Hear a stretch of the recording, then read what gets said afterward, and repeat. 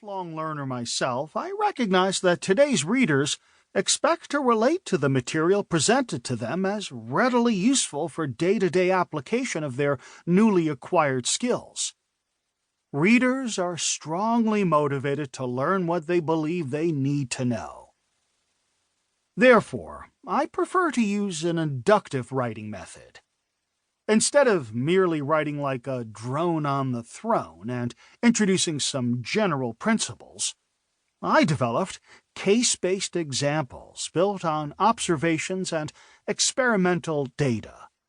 This way, my readers would be better prepped to solve real-world problems.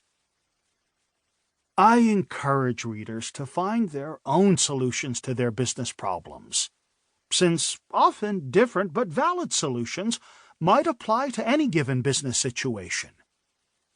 In this context, the writer acts more as a facilitator rather than a transmitter of information.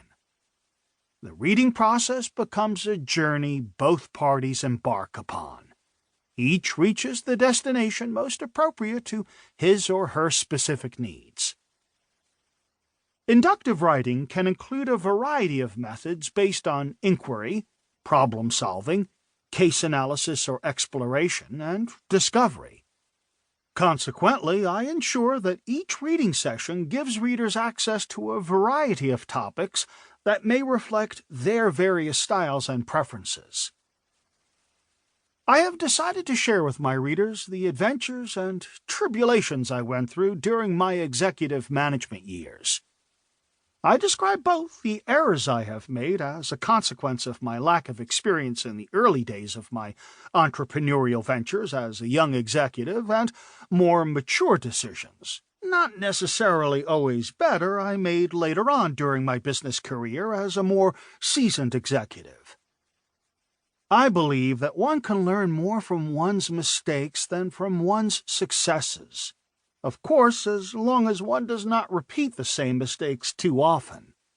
I have omitted naming the companies involved and modified all the names of the people implicated to respect their privacy because all the vignettes and life stories described in this book have happened to some of my colleagues and me in various business situations. Prologue. How do executives make decisions? Based on what? Are their decisions conscious or unconscious? Can they explain each decision they make? What tools can they use to improve their decision-making process? What rules of thumb, heuristics, can they use when faced with decision-making challenges? These are some of the questions this book is about. During the past 40 years as an entrepreneur, and a senior executive of several medium-sized Canadian high-tech businesses, I noticed that my decision-making processes were often based either on my experience or on advice I received from my colleagues. Seldom were my decisions based on formal or informal academic-based methods. Discussing my decision-making methods with other executives of comparable business backgrounds confirms they rely on similar methods when looking for solutions to challenging business problems. There is no substitute for years of experience in any human endeavor. Notwithstanding, I believe that tapping into some of the methods and lessons learned from personal experience can result in useful principles for others to follow. These principles might be useful especially for entrepreneurs interested in building their businesses, or executives looking for some additional help in acquiring a better decision-making mousetrap.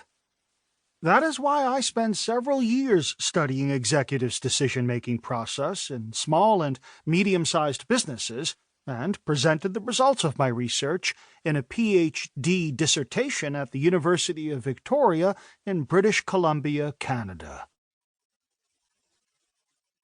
Chapter 1. What are heuristics?